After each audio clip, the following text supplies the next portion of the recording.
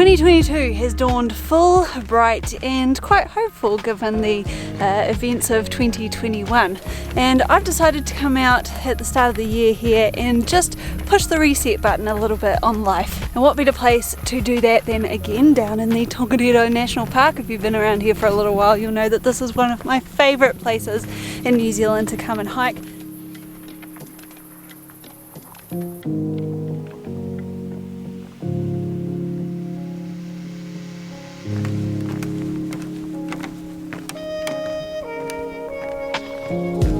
Some of you may recall that way back in my pre-Te Araroa days, which seem like a long time ago now, when I was still in training for that, I decided to come out and test myself and spend my very first night out overnight on a trail somewhere in New Zealand, and I actually chose to go to Blyth Hut here on the Turoa side of Mt Ruapehu. Now that trip was a complete disaster because little old me, being unprepared and inexperienced, had absolutely no idea what to do given that I was trying to complete that in the winter months. And even though I kind of giggle now to think about it, I came up against a river that I just didn't feel safe crossing at the time.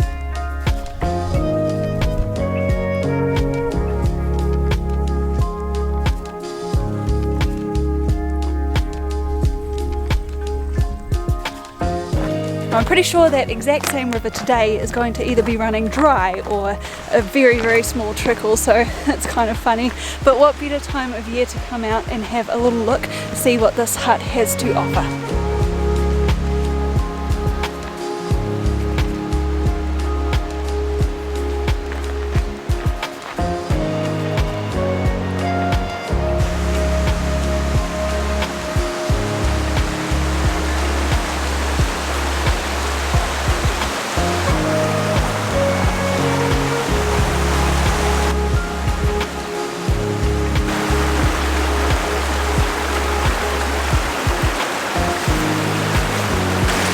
This is where I turned around before, and as you can see it is flowing pretty strongly, so it looks like I'm going to be getting wet feet.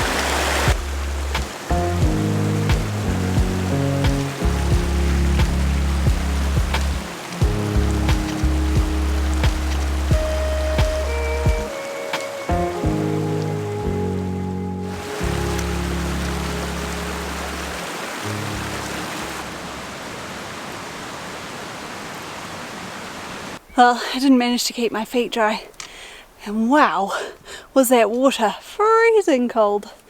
Very refreshing, but I'm giving myself a massive pat on the back. You have no idea how good it feels to conquer that little hurdle.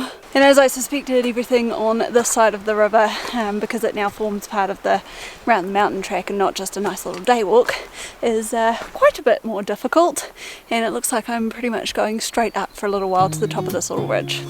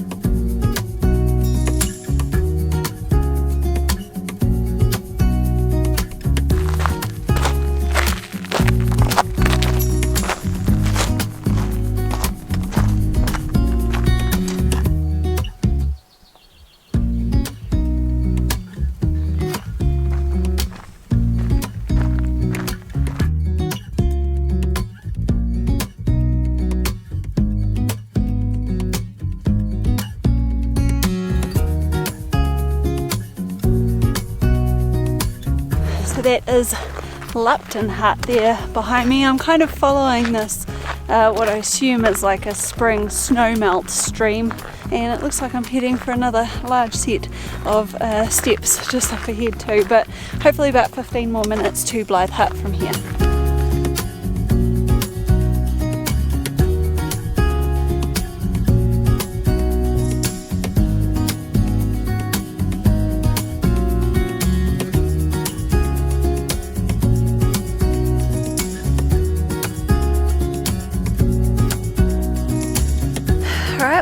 this is it.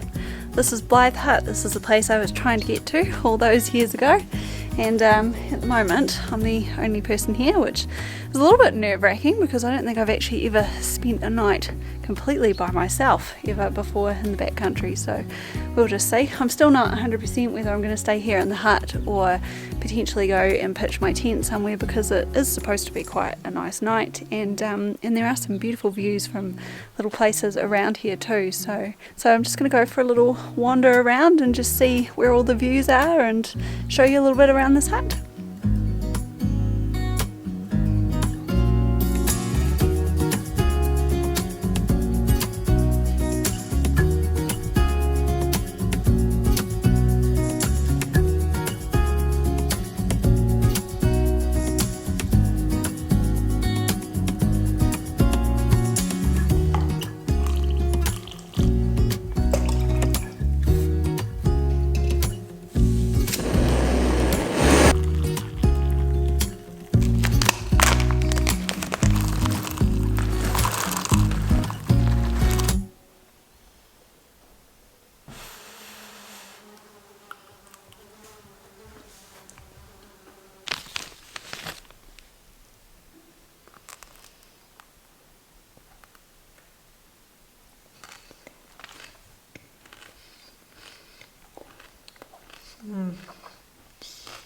Pretty good. I think it's about an hour or so until sunset, so I'll probably go out and just take a little sneaky peek at that a little bit later on, and then come back and cuddle down in my little mattress there. And pretty good cell phone reception here, so that's been quite good. It means I don't have to rely on my inReach to send messages back home, so I'm just able to do that on WhatsApp. And also it means that I get to watch a little bit of Netflix because I forgot to download it before I left home, so that's really good. And I always find it, like, especially if I'm alone, sometimes the peace and quiet is nice, but sometimes it's just a little bit too quiet, so it's always nice to have the option of just popping something on and watching something quickly for a couple of hours, or just before you go to bed, or whatever it happens to be. So yeah, that's the plan for the rest of the evening. So good night, and I'll see you in the morning.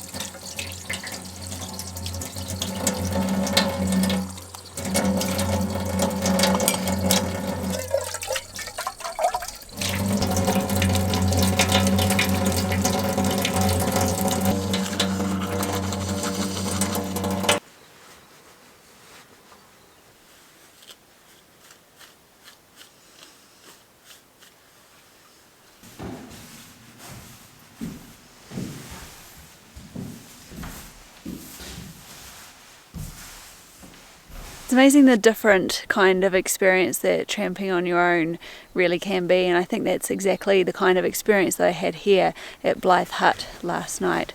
I had a beautiful evening watching the sunset far over on the western coast of New Zealand, with Mount Taranaki being silhouetted in shadow as the sun went down, and I went to bed myself down at about 9 or 10 o'clock last night just as it was starting to get dark, and I was okay for about 15 or 20 minutes, but then inevitably all the demons started to arise, and I had my very first panic attack in probably the last couple of years. So I spent quite a little bit of yesterday actually just around here, wrapped up in my sleeping bag, watching the stars and the beautiful views, and that helped to calm me down a little bit so that I could at least go back into the hut and try and get a little bit of sleep. So it wasn't a perfect night, but I get to wake up this morning and the light of day sheds a whole different light on things, and it just feels completely different. And now I find myself wondering, well, could I carry on and do another night,